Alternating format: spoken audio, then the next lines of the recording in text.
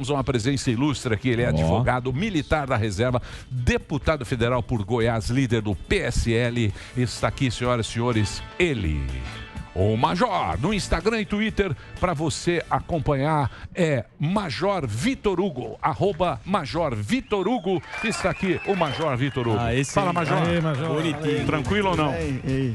Tranquilo, graças a Deus. Mais ou menos, semi-tranquilo, né? Não, sempre tranquilo, 12 por 8. 12 por 8? Pô, tá bom, então. O que é expressão? Isso é a pressão. 12 por 8 é bebê, bebezinho. E aí, mas tá, eu tô semi-tranquilo sempre. Sempre. Não, acho que a gente tem que estar tranquilo. Se nós não impulsionarmos a tranquilidade, o restante vai desabar, né? Então a gente vai tranquilo que vai dar tudo certo. O povo tá muito ansioso. Precisa de resposta rápida. Trazer aqui coisas boas, coisas positivas. Passou uma fase muito difícil, né? Pandemia, essa coisa toda, essa insegurança. O que você tem de bom aqui para trazer para gente? Nas suas cartas. Seu baralho. Nas cartas. Bom, tem 1000 dias, né, do governo Bolsonaro. Eu acho que a gente já avançou muita coisa no país. Aprovamos a reforma da Previdência, que outros governos tentaram aprovar e nunca conseguiram. Não na profundidade e na extensão que a gente aprovou, para economizar aí mais de R$1 trilhão em 10 anos. Aprovamos a liberdade econômica, diminuímos o número de ministérios. O presidente escalou ministros técnicos, o que diminuiu muito, se é que tem algum caso de corrupção que toque o mais alto nível aí do governo. Assim, a gente está enfrentando uma pandemia com um resultado do governo, na minha opinião, muito bom nas duas vertentes, tanto na sanitária quanto na econômica. Está aqui o Sami do meu lado, mas, bom, eu não sou economista, mas eu tenho visto aí as notícias, pelo menos, né? Previsão de crescimento esse ano de 5%, mais de 1.800.000 empregos criados só nesse ano, no segundo ano da pandemia. Melhor abril no que diz respeito às contas públicas em 7 anos, melhor junho no que diz respeito à balança comercial favorável da história, desde que começou a se contar, acho que foi 89, se não me engano. Então a gente tem muita notícia boa, lógico, tem muitos desafios ainda, mas eu estou muito animado aí com o que vem por aí. Mas não vai ser coisa boa não, que é a inflação, hein? Porque é no mundo inteiro, né? Depois dessa pandemia, inflação alta, não só aqui no mundo inteiro, isso vai repercutir lá no Bolsonaro em 22. Mas você sabe que não sei se o Bolsonaro não sei não, hein? Será que não gastou tudo? Ele vai sim. Não, e para a inflação, o nosso governo aprovou o remédio, o melhor remédio que tem, que foi a autonomia do Banco Central. E o povo? Nós vamos chegar lá. São os desafios de um... Calcinha tá subindo. Duvido. Tem espaço ou não? Eu não confio nessas pesquisas, cara. Você não confia? Não confio. Eu tenho acompanhado o presidente. No meu estado de Goiás, nos 2 últimos... no último mês, ele foi 3 vezes. Foi a Goiânia, foi a Anápolis e agora foi a Mara Rosa para falar da Ferrovia de Integração do Centro-Oeste. Em todas as oportunidades, ele foi recebido como nenhuma outra figura pública, não vou nem dizer político. Nenhuma outra figura pública é recebida no país hoje. Isso é por causa do sucesso do governo. Eu não vejo outra explicação. E as pesquisas falando que a rejeição dele aumenta, que o Lula ganha em todos os cenários. Mesma coisa que a gente viu, Zuckerman, em 2018. Em 2018 falava, não, ele não vai subir.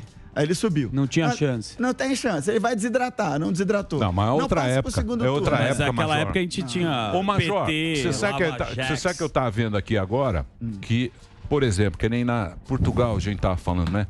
Sempre o Instituto de Pesquisa ele erra pra canhota. Isso é normal. Por quê? Você é conservador, né? Sim, claro. Você é conservador. Sim. Por que o Instituto erra sempre pro lado da canhota? Portugal errou a pesquisa.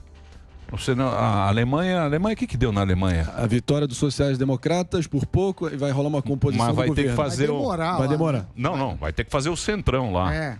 Não, falam que vai demorar 9 meses na Alemanha. Mas a prioridade para assumir o posto de primeiro-ministro é dos sociais-democratas. Mas tem Por que isso aí, ô Major? Eu acho que infelizmente uma parte da esquerda, ou melhor, uma parte da imprensa e uma parte considerável de quem perdeu as eleições, não quer sair do palanque. Os caras querem continuar o tempo inteiro fazendo a campanha deles.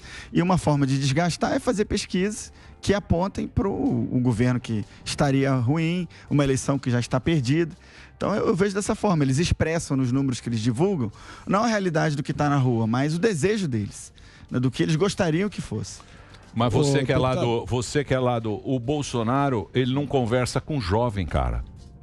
Ele não fala com o jovem, ele só fala com o velho. Você acha? Eu penso diferente. Você acha que não? Pô, você vê a quantidade de crianças que manda pra ele vídeos que. Não, uma que criança empolga. de não, mas 2 calma. anos. Bolsonaro. Não, de 2 anos não. O pai obriga. Bolsonaro. É o pai que manda. A gente conheceu É o pai bravo. Ó, eu tenho um filho de 7 Tio anos. do pavê. O meu filho se amarra, de 8 anos fez agora. Se amarra no Bolsonaro. E os amigos dele, bom, tem amigos que lógico, influenciados pelo pai não gostam também, acho que faz parte. Mas eu vejo assim, eu recebo no meu WhatsApp de seguidores do presidente, de apoiadores, muitos vídeos, inclusive de jovens também. Você não viu na campanha de 2018, fazendo dancinha? Pegava criança criança mesmo, não pegava não. Não, Pegava mas aquele é outro momento. Aquele foi outro momento. Lava Jax. Hoje ele pega não. Aquilo tinha Lava Jato. Aquele foi outro momento. PT. Eu digo agora. Mas tem sim, viu? Dá pra ver. Agora Deu uma Pós-Covid. 22 dá pra ver quando é aglomerando a turma. Em calcinha, olha lá, ó. Calcinha. Nunca, sem rótulos. Vamos rótulos. Ele tava no cavalo. Hoje ele faz Ele tava no cavalinho. Ficou só com a charrete. Olha lá, o jovem. Ficou com uma roda só. Jovem meninão. Jovem meninão. Tá tava lá. tentando Agora pra puxar charrete. Olha lá o alazão, ó. Olha lá, ele tinha um cavalo. Agora ele fica na charrete tentando puxar, esperando alguém puxar. Felizão, ó. Como diria o Salim Matar, o cavalo dele que desviou do caminho da prosperidade e da ordem. Mas tudo bem, vamos à vaca fria aqui. Não, pera lá. Deixa eu perguntar uma coisa pra você. Essa turma que pulou do cavalo, você acha que volta? Acho muito difícil.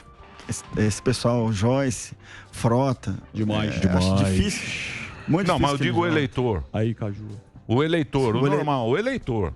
Não, o eleitor, agora o governo vai, assim, muitas das medidas que o governo fez e preparou ao longo dos 2 primeiros anos vão começar a surtir efeito a partir de agora. Ó, se a infraestrutura já começou, já está dando certo, né, com os leilões que foram feitos, atraindo aí bilhões e bilhões de reais de investimentos da iniciativa privada.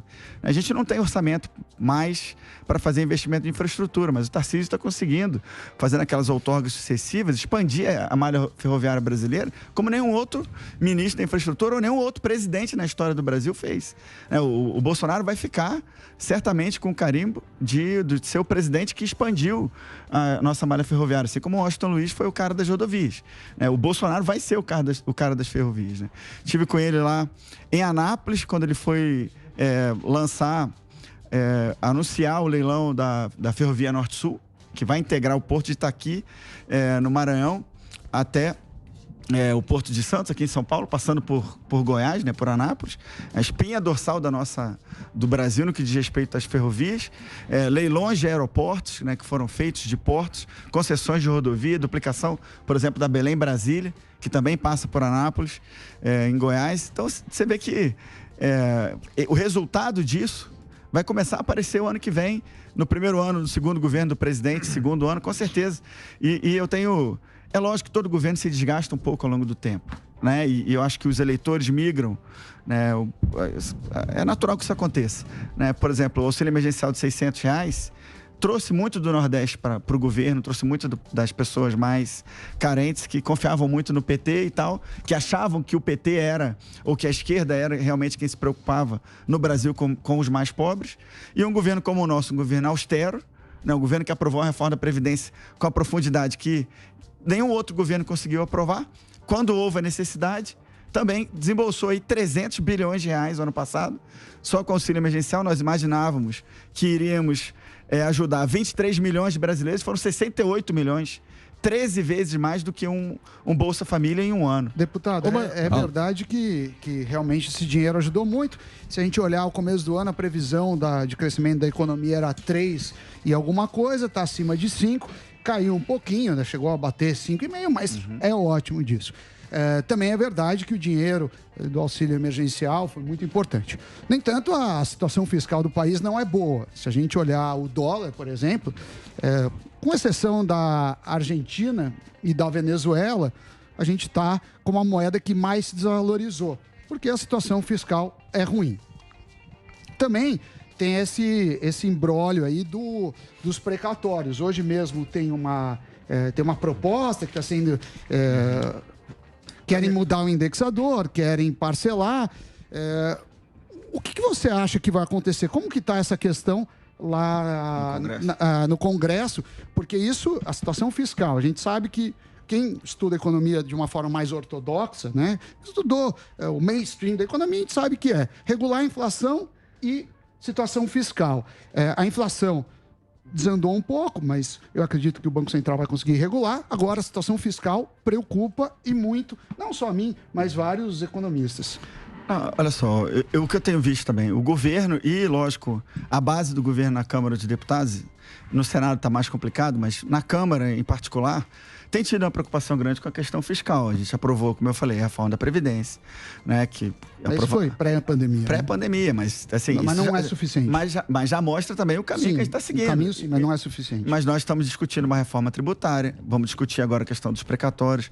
Eu acho que já chegamos no esboço de uma solução que vai ser desenhada na comissão especial para permitir que haja, por exemplo, compensações dos débitos, das dívidas tributárias com o precatório em si, né, que é uma dívida reconhecida no judiciário, com trânsito em julgado, ou seja, não dá mais para você discutir. Tem que pagar. Mas tem a possibilidade, assim, o que o parlamento, a Câmara está querendo fazer é pagar as dívidas menores, que são pulverizadas por exatamente aqueles RPVs, né? Possibilitar a compensação para, por exemplo... Tá feia a coisa, hein? Muita treta. Olha a lista. Ela. Tá pagando... Semana que vem. Tá pagando a Eletropaulo para não cortar a luz. O Supremo Tribunal Federal sempre determinava o pagamento de precatórios na ordem de 20 a 40 bilhões de reais por ano. Pois esse ano foram 89 bilhões para o ano que vem. Então, assim, no espaço fiscal que a gente tem em torno de 130 bilhões de reais de recurso discricionário. Dos 3,5 trilhões de orçamento que a gente tem anual, só 130 bilhões são discricionários. Você come 89 bilhões, você inviabiliza qualquer governo. Então, é claro que a gente vai chegar numa solução que possibilite, por exemplo, criar o Auxílio Brasil, né, que vai ser um Bolsa Família potencializado, não para romper a questão fiscal, mas para amparar os mais pobres, que realmente no Brasil tem uma classe muito grande de pessoas autônomas. Né? Agora você é um articulador, você é do PSL. O Bolsonaro só está sem partido, né? Por que ele teve a treta com o PSL e se você vai articular para ele voltar para o partido? Olha só, eu não tenho paixão nenhuma por nenhum partido. Eu entrei para a política, assim, o partido era um veículo, como sempre foi para o presidente também. Eu sou o líder do PSL hoje, que é o maior partido da Câmara, são 54 deputados, é maior até que o... O PSL é o 17 lá? Vai fazer a fusão com o DEM agora. A Joyce está ainda, mas a gente nem fala mais. Porra, bom esse partido. O partido que você não troca ideia com quem está lá. E a fusão com o DEM? Está no partido, mas a gente não se fala. Mas é ruim que você só lembre da Joyce, mas nós temos muitos deputados excepcionais no PSL de vários estados, inclusive aqui de São Paulo. Frota. Né? Frota não é do PSL. Saudoso Major Olímpio. Frota é PSDB. Frota é calcinha agora. Não, mas o que eu tô querendo dizer, eu acho de verdade que com algumas modificações no PSL, seria uma ótima opção para o presidente, porque vai ter um fundo eleitoral grande, vai ter tempo de TV e de rádio, e vai ter uma estrutura enorme pelo país, e o presidente precisa disso agora. E a fusão com o DEM vai rolar? Então, vou chegar lá. Primeiro porque o presidente ele precisa... Por exemplo, se ele usar durante a campanha um avião presidencial, ele tem que ressarcir. E vocês já fizeram os cálculos, dá mais de 10 milhões de reais agora, atualizar. Então ele vai precisar de recursos para isso, pelo menos. E vai precisar de tempo de TV e de rádio para mostrar o que o governo fez e que a maioria da imprensa não mostra. Né? Então eu advogava sim para que ele voltasse para o PSL se houvesse algumas modificações, saída de alguns nomes, como Joyce e outras pessoas que acabaram não... Assim, se o presidente voltar, eles vão ficar sem espaço. Mas agora, como o Marinho falou, com a possibilidade que já é, na verdade, praticamente uma realidade, né, do PSL se juntar com o DEM e formar um novo partido, né? Assim, quem é próximo do presidente como eu vai sair desse novo partido, não vai ficar. E eu acho muito estranho, se você olhar o PSL, quais são os grandes caciques, as grandes águias do PSL? Só tem o Bivar, que tem experiência pregressa. Isso. Os demais não têm. E olha quem são os caciques do DEM. ACM Neto. ACM Neto, Rodrigo Pacheco, Ronaldo Caiado, lá do meu estado. Goiás. E outros. São caras que estão na política há muito tempo e são águias políticas. Sim, as raposonas. Sim. Véia guarda da Portela. Eu acho estranho que o PSL vai se juntar. Imagina, o PSL vai se juntar e aí no primeiro ano o Bivar comanda. O Bivar tem quase 80 anos, daqui a pouco ele vai sair da política. Não sou da política. Eu não consigo acreditar que o DEM vai passar tudo de graça pro PSL. Na sequência eles vão... E como esse partido novo não vai apoiar o presidente, estão em busca aí de uma terceira via, eu não vou ficar nesse partido. Chapa tênis? O que você acha da chapa tênis? chapa tênis. A chapa tênis é a terceira via. Não sabemos nem quem é. Eu acho que não se viabiliza de jeito nenhum. Você vê as pesquisas aí com 0,3%, com 2%, 3%. Nem o calcinha aqui. Calcinha tá subindo. Lá na terra lá, hein? Não, tá lá, tá no Centro-Oeste. Tá, não tá em Goiás. João vacinador, você viu? Bandeirinha. Não vem tirando sarro. Tem que tomar cuidado em Goiás, que nego não gosta. João vacinador. Não vem tirando sarro. Agora eu quero fazer uma pergunta pra você, salgadinho do Catinguele. O negócio é o seguinte. Mas não dá o sim, não. Eu quero perguntar o seguinte. A política velha, porque em 2018 vamos fazer uma renovação, entrou um monte de molecada, decepcionou um monte de gente, inclusive seu presidente. Essa eleição, você acha que vai entrar, as raposas velhas vão voltar ou vai ser uma renovação de novo e tal? Alba, deixa eu te falar. Essa renovação que foi propagada na época, ela não existiu, na verdade. Se você olhar na época se falava assim, em torno de 50% de renovação e tal. Se você olhar de verdade, quem nunca esteve na política como eu, não foi vereador, nem deputado estadual, nem prefeito, não tem parente político, não está assumindo o legado de alguém que saiu da Câmara, ou não esteve em outras legislaturas. Sabe quantos deputados são de 513, Emílio? 81. Então, dessa renovação. Dessa renovação. Mas já é um número. Já é expressivo, né? Bom, a gente espera que tenha mais, inclusive, e de modo especial para o Senado. O Senado Federal que tem a possibilidade constitucional de fazer um contraponto com o Supremo. A gente não é contra nenhuma instituição, mas as decisões, várias decisões que o Supremo Tribunal Federal adotou, na minha opinião, invadiu a competência dos outros poderes e desequilibrou institucionalmente o nosso país. Mas aí também vocês não fizeram nada. Não, vocês não. Só quem pode fazer é o Senado Federal. Não, pera lá. Pera lá. Nem na tribuna. Não, eu falei. Quando prenderam o Daniel Silveira, eu fui um dos deputados que defendeu. E o Bolsonaro. Que defendemos na tribuna. Os caras votaram a favor do colega. Mas eu não. Nem eu, nem outros 129 deputados. 130 deputados votaram pelo relaxamento e criticaram na tribuna. Só que 364 votaram contra. Infelizmente, é uma prisão ainda, porque ainda está valendo inconstitucional, ilegal. Primeiro porque viola a possibilidade de fala do deputado, ele é inviolável. Né? Mas o deputado, fala uma coisa para nós agora aqui, esquecendo paixões políticas, entendendo mais ou menos o jogo, que isso é que é interessante. A carnificina a gente tem que olhar de cima. A gente não pode estar na carnificina, pegar que a gente perde. Isso, que a gente pega facão, quer cortar a cabeça do outro. Olhando essa carnificina de cima, a gente vê um jogo de muita chantagem nesse poderes. Governo aí. Esse governo a gente viu desde o começo lá, que é muita chantagem. É o judiciário com a presidente desde o Maia, né? O Maia tá engavetado. O Maia fez um grande desserviço pro país. Então, da onde veio isso? O que aconteceu? Do rabo preso. O Bolsonaro era o que lá? O Bolsonaro era o espantalhão lá que ninguém queria? Bom, eu acho que começa bem antes, começa com a Constituição, na verdade. Se você for ver, a nossa Constituição tem um problema intrínseco nela, que é o seguinte: o Judiciário e o Legislativo têm meios próprios para fazer valer a sua autoridade. Então eles conseguem, por exemplo, nós do Legislativo, se um presidente da República edita um decreto que a gente acha que invadiu a nossa competência, a gente aprova um decreto legislativo que susta os efeitos do decreto do presidente. Acabou. A gente impôs a nossa autoridade.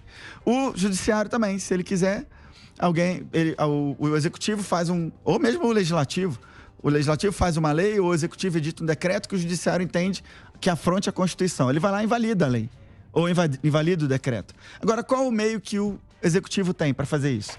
Para fazer valer a sua vontade em face dos demais poderes? Não existe. Então, começa ali. É lógico que depois se formou o Centrão ao longo do tempo. Então, mas aí a Constituição nossa é meio parlamentarista, tal, que dá muito poder ao presidente da Câmara, que está lá, certo? Sim. Mas a função do presidente também é fazer esse meio de campo. Que o Barba... O Barba resolveu para todo mundo. Resolveu muito bem. Resolvia. Por isso que a gente pretende que o Barba volte, compre todos os deputados e a gente siga a nossa vida em paz. É isso que a gente quer. Mas... Eu vou dizer, quando a gente não tem um parlamento livre, sabe o que acontece? Quem fica refém é a população, pô. Na verdade, a liberdade do parlamento de votar. E o presidente foi muito... o presidente da República, o nosso presidente Bolsonaro, é um dos presidentes que mais abriu mão de poder.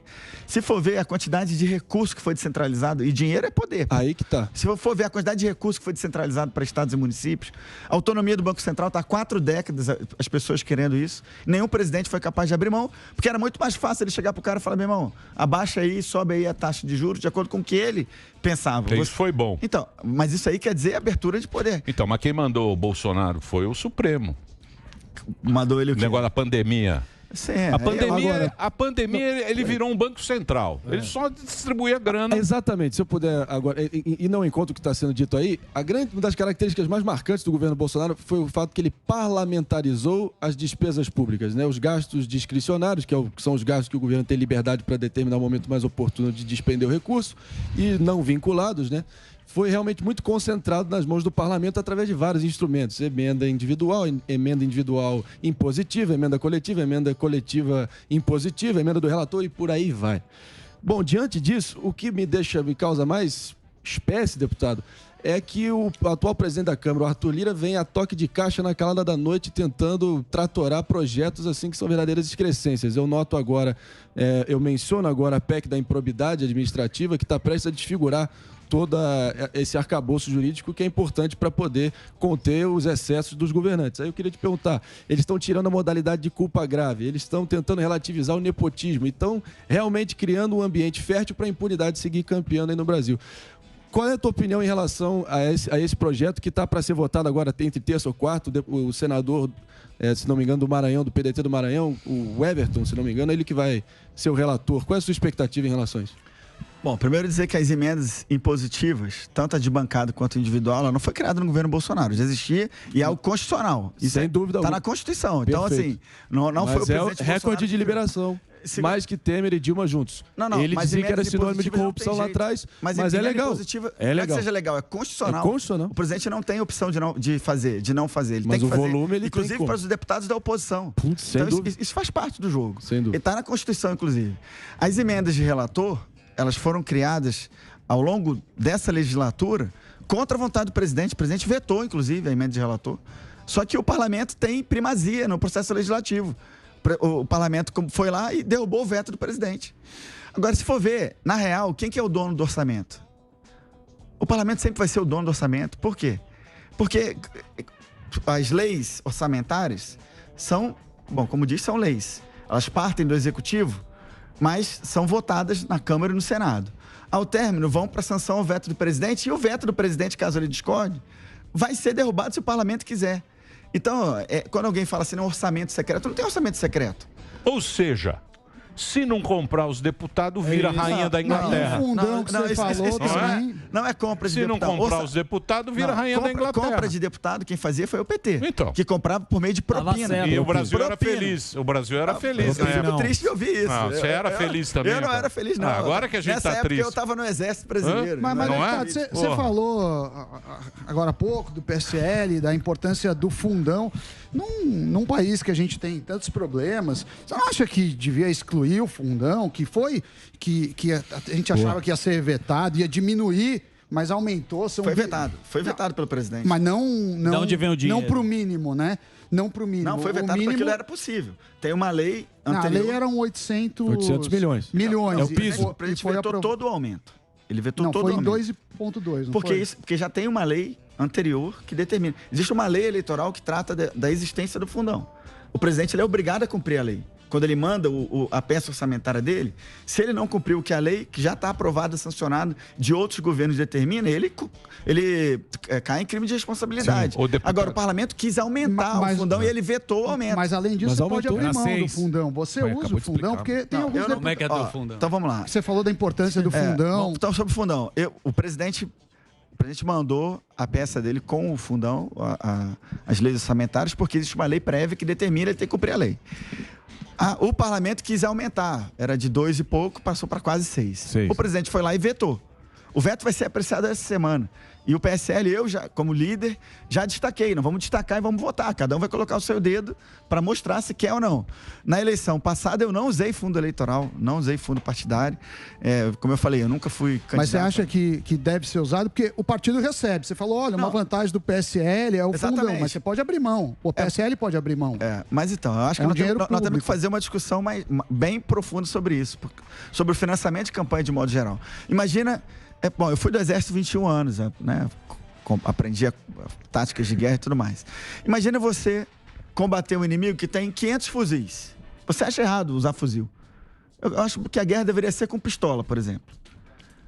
Mas enquanto tiver fuzil, enquanto o inimigo estiver usando fuzil, você vai combater ele com a pistola porque você acha errado, vai morrer todo o teu exército. Mas, Major, ou você vai combater então, com o fuzil também. Se o tá usando dinheiro público... Eu tô falando o seguinte, que eu acho. Eu não usei na passada, mas acho que vai ser muito difícil, é impossível o presidente não usar. Mas você acha que ele precisa, porque ele conseguiu 100. Você acha que ele precisa agora? Se ele, na primeira eleição, ele conseguiu 100 dinheiro, você acha que ele vai precisar agora?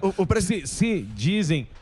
que ele está com essa grande popularidade que ele tem, você acha que organicamente ele já não consegue se candidatar de novo? Em 2018, o presidente conseguiu arrecadar de doações de pessoas físicas 4,5 milhões, ele gastou 2 milhões. Certo. Só com a aeronave presidencial ele vai gastar 10 milhões. Então, assim... Mas ele é obrigado a usar a aeronave presidencial? Pô, mas tem que usar. Vai usar. Vocês também querem o protocolo. Ele vai de também é uma discussão dele. Mas nem de Bolsonaro, é isso aí. Eu não tenho que ficar. A gente paga. Mas é protocolo, eu sei, mas é ficar pagando para político ficar. Mas o jogo é assim, querido. O jogo é assim. O jogo é assim e eu acho que os partidos deviam abrir mão. Eu também acho. Todo mundo acha. Não, ele não acha. Ele acha assim, se o outro vai usar, eu vou usar. Ele falou que o Bolsonaro depende do PSL, inclusive, dessa grana. Pra vocês verem, eu acho que o fundo tem que acabar. Sim, nós vamos votar agora, essa semana, para que não haja aumento do fundo, é o que nós podemos fazer nesse momento. Sim. Ô, Major, deixa eu fazer uma pergunta para você, saindo um pouco disso aqui. Pô, você é um major. Major, para chegar a major, não é um Zé Manuel. Não é como nós aqui. Sim. Você entrou lá agora. Pelo que você está falando, você entendeu mais ou menos o jogo. A gente sabe que é uma paróquia difícil de administrar. Né? O Brasil, a gente ficou muito tempo, durante esse PT comprado aí, ficou muito tempo sem oposição. Você vê, não tinha oposição. Era um Brasil feliz, só tinha coisa boa e tal. E os caras rapelando, Petrópolis, que você pega a dívida agora que o cara trouxe aqui das estatais lá, daquela Caixa, da Petrobras, o caramba, você fica assustado. Mas é o que financiou, é o que fez o Brasil tocar e a gente achar que estava tudo bem. Você acha que isso vai mudar? O que tem que mudar nisso tudo para não ficar essa chantagem eterna? Porque vai ficar isso, porque o presidente ele vai ter que fazer. O próximo. Ele é dependente ele é dependente desse sistema, que é um sistema meio ruim, né? Meio bosta. Eu vou dizer, eu acho que a gente o que o brasileiro tem que fazer é votar para o parlamento de maneira correta. Se a gente continuar elegendo uma maioria que está apegada às práticas do passado, o que vai acontecer é que isso nunca vai mudar. Né? O Centrão foi construído ao longo do tempo, principalmente depois da Constituinte. Né? Eles perceberam que colocando 200 deputados ao centro, sem ser oposição ou situação, eles conseguem manobrar como eles quiserem. Então, porque se eles forem para a oposição, eles vencem. Quando eles quiserem derrubar... Então... Beleza, mas aí a gente vê, quem são os donos do partido? É as raposas. Os raposas velhas. Eles que mandam. Eles que mandam, as raposonas velhas. Não adianta nada eu entrar. Por isso que lógico. O cara normal, ele se arrepende de entrar. Porque quando ele vai para... eu tenho ideia, eu quero que o Brasil... Quando entra lá, ele tem que votar com o partido. Quem é do partido? É a raposona velha. Fala, vota lá comigo e não enche o saco. Vota assim e acabou. É assim que funciona, né? Na maioria dos partidos é assim. E a forma que ele tem de impor, né, que os presidentes de partido e líderes de partidos que fazem isso, é tipo tirar o fundo eleitoral, o fundo partidário dele, ou não liberar, se ele tiver poder para isso, pagamento de uma determinada emenda. Então é a forma dele chegar e falar, meu irmão, se você não votar comigo agora, como eu vi, por exemplo, teve a votação da quarentena para os policiais e para os juízes, promotores e militares. Sim. Né? Eu, como líder do PSL, apresentei os 3 destaques e nós vencemos nos 3 destaques. Na semana seguinte fizeram uma emenda aglutinativa sem qualquer suporte em nada, não tinha suporte na Constituição, porque a Constituição diz que matéria rejeitada não pode ser votada na mesma sessão legislativa, que é o ano. Não tinha suporte nas emendas. Para você fazer uma aglutinativa, você tem que aglutinar coisas que vão dar um resultado que tenha suporte no que você está aglutinando. Você não pode aglutinar A, B e C e no final dá Y, X e... Ô, deputado. Né? Eu preciso fazer um break. Só vou fazer um break rapidinho. Vamos fazer o break rapidinho. O papo tá bom, hein? Tá certo. Tá bom. Você vê que o deputado manja, hein? O deputado chegou lá ontem. Ó, já tá... Você já tá virando uma raposa. Cara, major, meu. Major. Especialista. Vocês não passam aqui na admissão. Não faz 3 flexões essa turma aqui. O cara passa na admissão do colégio militar. Eu também não fui. A hora que Você não fez, né? Excesso de contingência. Gritei graças a Deus. Vamos fazer o break rapidinho. Então, fazer o break rapidinho, o papo tá bom. Ó, pra você no Instagram é @MajorVitorHugo. Major Vitor Hugo. Daqui a pouquinho a gente volta com o Major aqui pra rede e a gente continua o papo na Panflix. O Marinho ia fazer a pergunta. Eu ia Pode assim, fazer. Não, só ficou um ponto sem nó, deputado, em relação à PEC da improbidade administrativa. A gente sabe que de vez em quando o Ministério Público vai de uma forma excessiva e tenta fazer uma devassa ou fiscalizar a atuação do gestor público, eles podem até se exceder. Mas pelo andar da carruagem vai ser desfigurada essa lei e é como se fosse um salvo-conduto para o gestor público se sentir quase inteiramente blindado de qualquer processo administrativo. Qual é a sua expectativa em relação a isso e em que pé ficou a tal PEC da impunidade que ganhou essa alcunha, que em tese ia legalizar o superforo privilegiado para os deputados que estariam imunes até de crimes comuns contra a vida, tráfico de drogas? Em que pé ficou isso? Realmente foi negado? Não, bom, não existe PEC da improbidade administrativa. Foi um projeto de lei que a gente votou, né? Improbidade foi... Improbidade é que vai ser relatado. Foi um projeto de lei que foi votado na Câmara e está no Senado. Isso aí. Então, esse projeto de lei nós temos que tem alguns temas na Câmara que são difíceis porque o discurso contamina a realidade. Então a gente vive um problema, está até naquele canal Hipócritas, eles publicaram um vídeo ontem, anteontem, a Bia Kicis republicou, da dificuldade que os prefeitos têm. Imagina, são 5.570 municípios no Brasil. Pô, tem muito prefeito lá, em Goiás são 246 municípios. Pô, semana passada eu fui em 6. Pô, tem prefeito que os caras são do bem, o cara quer fazer a coisa certa e tal, mas ele não tem nenhuma equipe que consiga falar, pô, meu irmão, não faz isso não que você vai... Sim. Não tem. O cara faz uma coisa errada, o exemplo que eles deram era assim, sobrou um dinheiro lá que era para o cara empregar para asfaltar. Aí sobrou o dinheiro, o cara pegou e investiu esse mesmo dinheiro para consertar uma clínica de hemodiálise. Pô, a gente não tem dúvida que isso é importantíssimo.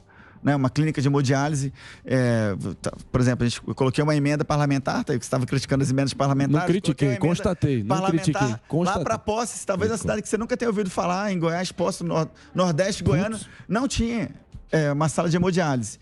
A gente colocou. Aí, o exemplo que ele deu é o seguinte, como ele tirou dinheiro do asfalto para colocar na sala de hemodiálise, o Ministério Público foi lá e improbidade administrativa porque desviou a finalidade do recurso.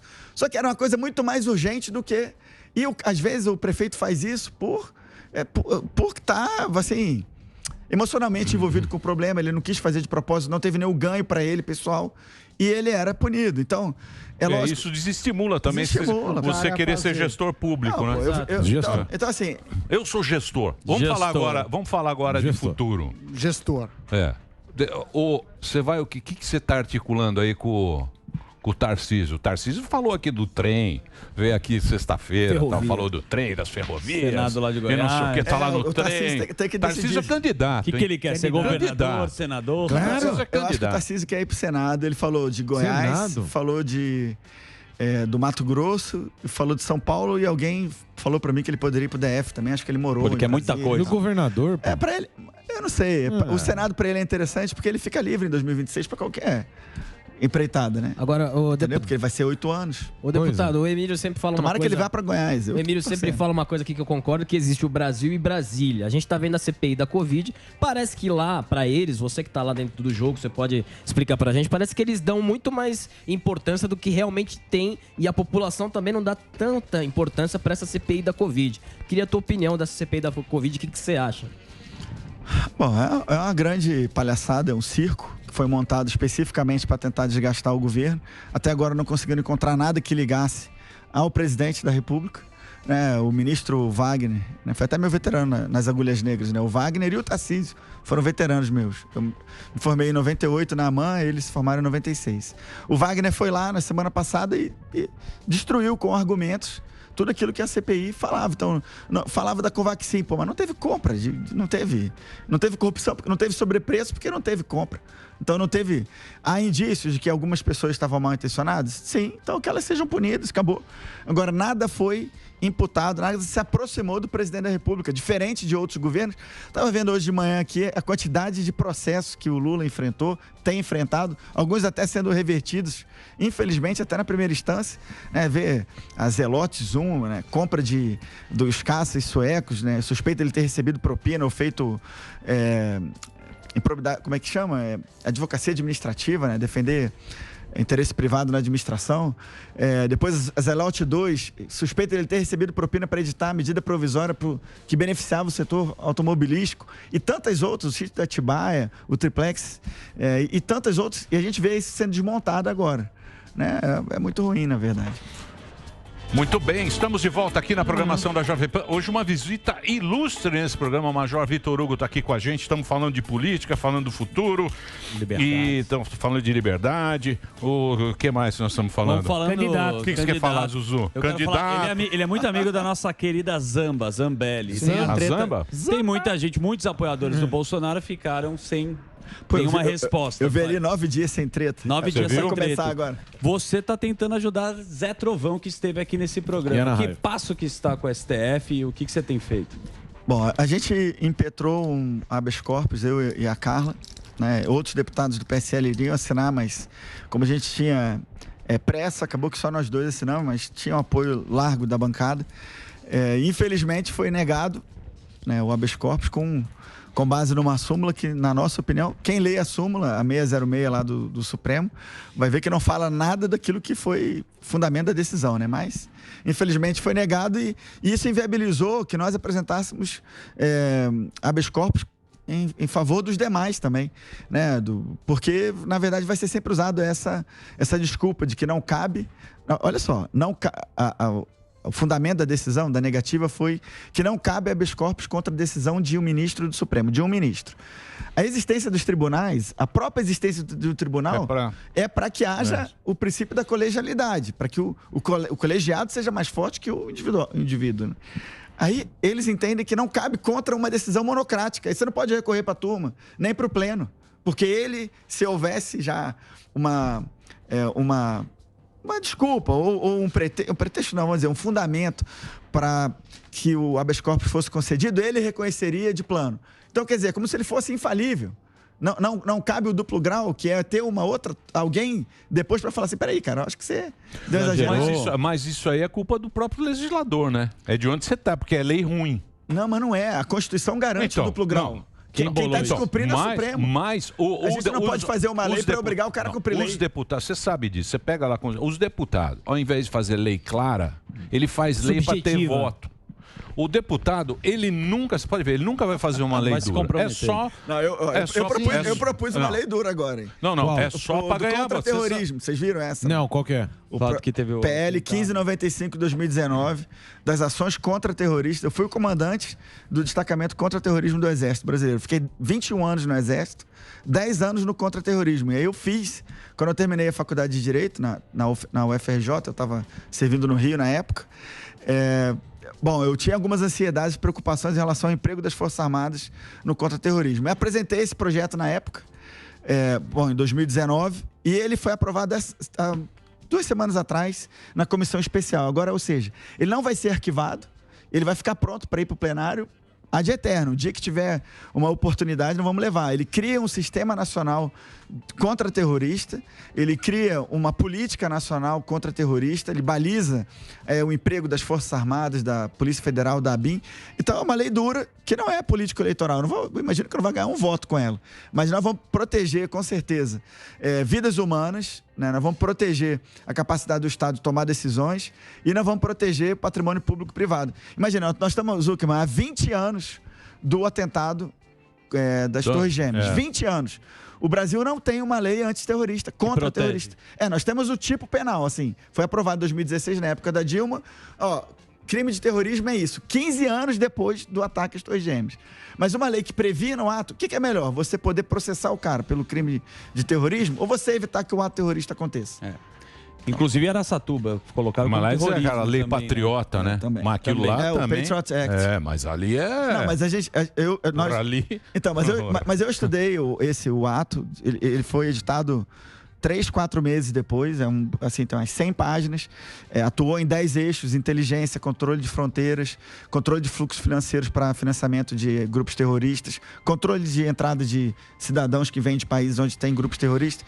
Bom, eles conseguiram evitar que algo semelhante ao 11 de setembro acontecesse de novo, né? Houve ataque em Boston alguns anos depois, mas não foi na mesma proporção. Agora, o Brasil, a gente simplesmente não tem uma lei que nos proteja nesse sentido. E eu torço, né, para que a gente consiga votar em plenário e mande para o Senado Federal o mais rápido possível. Muito bem. Boa. Deputado, na última entrevista que o presidente Bolsonaro deu para a Veja, ele ensaiou um recuo, né, pelo menos retórico, em relação à questão do voto auditável. E eu queria saber se você ainda defende a ideia. Vocês que são da base governista estão prontos a já declarar aqui de forma categórica e cabal que vão aceitar o resultado da eleição com as regras do jogo como eles estão se apresentando, independente do desfecho? Bom, eu continuo defendendo o voto impresso auditável. Acho que é uma bandeira que... ela é uma bandeira correta. A gente está defendendo que haja uma camada a mais de segurança e de transparência, independente se houve ou não fraude. Mas o próprio TSE admitiu em documentos revelados naquele inquérito que houve, sim, acesso a códigos-fontes, a milhares de códigos-fontes, né, que houve invasão do sistema e tal, e que havia possibilidade, inclusive, de exclusão de candidatos, exclusão de partidos. Então, nós vamos continuar defendendo. Seria importante que o presidente do Senado Federal colocasse para frente uma PEC que já existe no Senado, já aprovada na Câmara, em 2 turnos, com 3/5 dos votos, e que estabelece o voto impresso. Agora, o próprio TSE, eu acho que isso ameniza, em grande medida, já depois da pressão que houve nas ruas, editou uma portaria, uma resolução que envolve as Forças Armadas em todos os processos ligados à apuração de votos e tal. E isso vai reduzir sobremaneira qualquer possibilidade de fraude. Então, o peruca? É o peruca? É o peruca?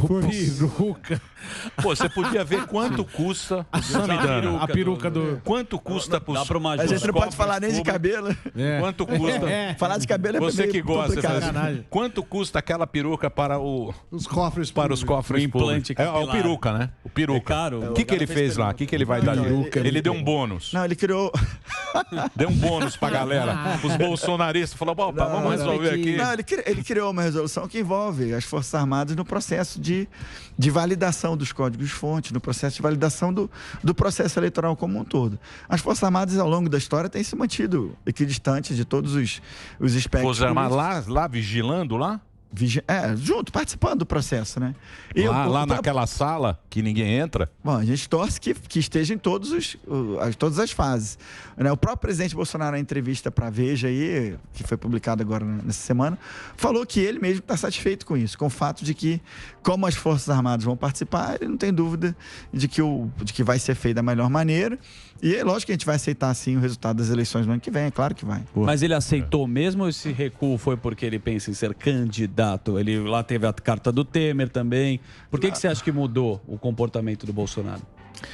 Bom, nós estávamos à beira de um precipício ali. Ou a gente iria para uma ruptura institucional, que ninguém queria, nem o próprio presidente, porque ele mesmo falou que ele sempre jogaria dentro das 4 linhas. Imagina, milhares, talvez milhões aí de caminhoneiros no Brasil ameaçando parar 100% e aumentar o preço daquilo que já está caro, talvez faltar produtos nas prateleiras e afetar especificamente, talvez e diretamente, os mais pobres. E o presidente tomou uma decisão, na minha opinião, corajosa e correta, porque politicamente quem mais perdeu com a decisão foi ele. Mas ele tomou a decisão que, na minha visão, um estadista tinha que tomar. No dia foi difícil para todo mundo. Eu tinha me reunido com ele ao longo da tarde, junto com caminhoneiros, naquele dia, eu vi o Temer entrando lá no Palácio Planalto, lá na sala do presidente, mas não sabia do que sairia dessa reunião. O Temer é com o Marinho lá. Temer, se você quiser, você pode jantar com ele. O Marinho é do Centrão agora. Você viu a mesa lá? Ó? Ele fala Viu tanto um vaso do Centrão. chinês, não. Sou eu que Ele falei, tava- eu vaso sou o chinês. Centrão, né? Não renunciarei. Boa. Você tava lá com o Centrão, lá com... Aquele Eu sou vaso. político. Como chama Eu lá sou político. o prefeito aqui, o... Eu tenho a responsabilidade de ser bem informado, é diferente. Caçabão, Eu não sou alemão. político. Caçabão! Você não é, mas não tá. Ó, estamos trabalhando pro Marinho ser deputado lá. Coloca Você ele lá sabe. no PSL. Seu Não companheiro. renunciarei. Você vai o vão quê? se Você vai frustrar. tentar reeleição? Ou vai para outro cargo? Na minha linha de ação principal é a reeleição. É reeleição? A não ser que o presidente fale para mim me dê outra missão. Ele é o comandante. Se ele me der outra missão. E sem o apoio dele é difícil ir para qualquer outra. Pelo menos, ele não Major, falou do você tá cavalo. dominando lá, hein? É. Você tá Pô, dominando chegou lá. há pouco já. Hã? Você chegou? É a primeira sua lá, né? É a primeira Já sessão tá- minha. É a primeira mandato. Você tá gostando ou não? Curtindo. Cara, não é fácil. Os Mas eu tô militares é gostando. dever, né? É missão, tem que cumprir a missão e não tem muita papagaiada, não. Para um deputado de primeiro mandato, ter sido líder do governo por 1 ano e 7 meses, e agora líder do maior partido da Câmara, que é o PSL, assim, tem sido para mim uma experiência muito grande, de amadurecimento e tal. Quando eu saí do Exército, eu fiz o concurso para a Câmara dos Deputados, para a consultoria legislativa, um concurso que só tem de 12 em 12 anos, e só abre uma vaga no Brasil. Aí, como era uma situação familiar que eu queria resolver, a minha esposa é juíza em Goiás, e eu no Exército já tinha ido para a África 2 vezes, já tinha ficado quase 2 anos na África, peguei 5 malárias. Eu era das Forças Especiais do Exército, então ficava mais de 6 meses por ano fora de casa. Tomou Já tinha ido para cloroquina? os Estados Unidos. Tomei cloroquina 5 vezes. E Não morreu, mata não, ninguém, tenho certeza. Então eu fui para resolver. Passei em primeiro lugar, fui para a Câmara, trabalhei durante 4 anos. E foi 4 anos antes da legislatura, né, de 2015 a 18. E foi nesses 4 anos que houve aproximação com o presidente. Por isso que, na época, deputado, por isso que ninguém entendeu assim, como é que um deputado de primeiro mandato tem uma proximidade tamanha com o presidente, a ponto dele escalar como líder do governo. Né? No momento crítico, que era... O presidente foi eleito, nós fomos eleitos criticando todo mundo. Imagina no primeiro dia eu chegando na sala de líderes, por exemplo, todos os partidos que perderam dele, todos os partidos estavam muito magoados porque foram criticados ao longo da campanha. Assim, foi um momento difícil. Eu lembro que toda hora falava, não, o Vitor Hugo vai cair na semana seguinte. Ficou 1 ano e 7 meses, o nego falando que eu ia cair. Outro impasse que está correndo aí, deputado, é a questão da nomeação do André Mendonça para ser o substituto do Marco Aurélio Melo no STF. Pelo visto, o Davi Alcolumbre está fazendo uma articulação para travar a efetivação do nome dele. E pelo andar da carruagem, o nome dele não vai ser bem apreciado pelo Senado. Qual é a tua expectativa em relação a isso? O Bolsonaro já está pensando numa alternativa ou não? Não, bom, do que eu sei, o presidente não está pensando, está colocando a mão ainda, né? Está apoiando de maneira intransigente o André. A gente torce que isso dê certo, né? Que o Davi tá parecendo quase que uma birra já, né? Porque, inclusive, está prejudicando o trabalho no próprio Supremo, porque são 11 ministros, na verdade tem 10 agora, vai acumulando processos, tem decisões que já empataram, tá 5-5 e tá esperando o novo ministro chegar para desempatar. Ou seja, já criou um problema. Os próprios ministros do Supremo, segundo a imprensa, já começaram a pressionar o Pacheco e o próprio Davi para dar seguimento, porque ou ele tem voto e vira ministro, ou ele não tem voto e se indica outro. Agora não pode ficar o presidente da CCJ do Senado por birra sentado em cima do processo de indicação. Né? Muito bem. Boa. Ô, Major, obrigado pela colher de bem. chá, você ter vindo aqui e batido um papo com a gente. Foi muito bacana, cara. Sim. Foi muito legal você ter conversado com a gente. Eu que agradeço. Tá? Obrigado, Sempre que meu. quiserem, estou à disposição. Obrigado, um papo muito bacana aqui, trocar essa ideia com a nossa audiência, que tem uma audiência grande, hein? Tem fãs. Já pode sair pro Senado. A galera hein? gosta do Rick Renner. Rick Renner. Rick Renner saiu no vazado, Caju hein? Castanho. O cara é major, hein?